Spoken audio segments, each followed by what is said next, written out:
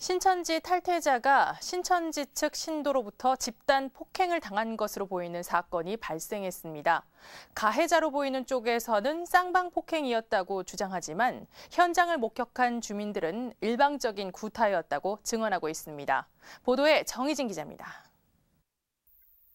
21살의 이진성 씨는 지난 5일 밤 11시 40분경 집 앞 골목에서 남성 3명에게 집단 폭행을 당했습니다.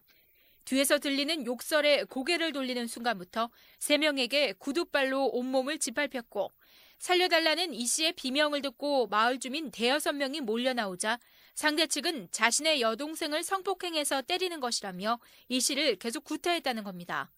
사람 살리라고. 그리고 왜 그러더라고요. 제가 우리 동생들이 성폭행해갖고 그렇다고. 그러니까 우리가 그래 살려줄 수가 있어요. 그런 얘기하니까. 성폭행이라고 하니까, 성폭행범이라고 하니까.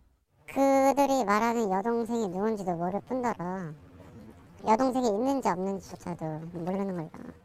이 씨는 자신을 차에 밀어 넣으며 타지 않으면 산에 묻어버린다고 협박까지 받았다고 당시 상황을 증언하고 있습니다.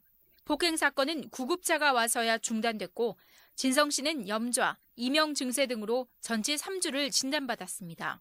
2주가 지난 지금도 극도의 불안과 공포를 느끼고 외출을 못하는 등 일상생활에 어려움을 호소해 정신과 치료를 받고 있는 상황.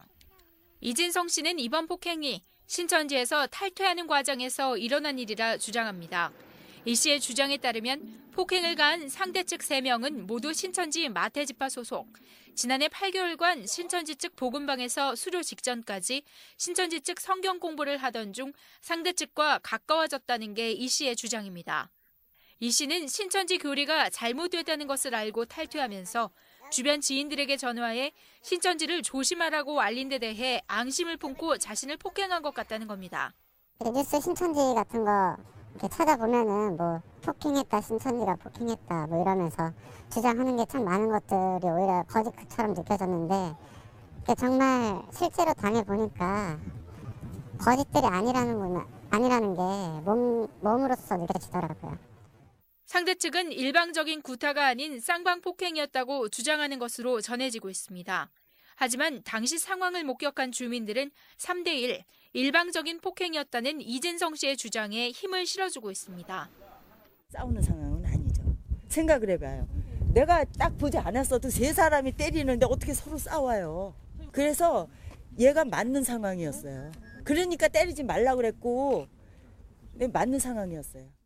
한편 최근 탈퇴를 준비 중인 현 신천지 관계자는 신천지 신도들은 신분이 밝혀지는 것에 대해 강한 불안을 나타낼 수 있다면서 탈퇴자들이 이탈 과정에서 각별히 주의해 줄 것을 요청했습니다.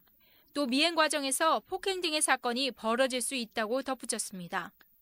그렇죠. 당연히 주의해야 됩니다. 지금은 신천지 쪽에서는 항상 제가 총회 일할 때도 마찬가지지만 문제가 발생됐을 때 감시 감독을 하게 돼 있기 때문에 항상 그 부분에 있어서 주의를 해야 됩니다.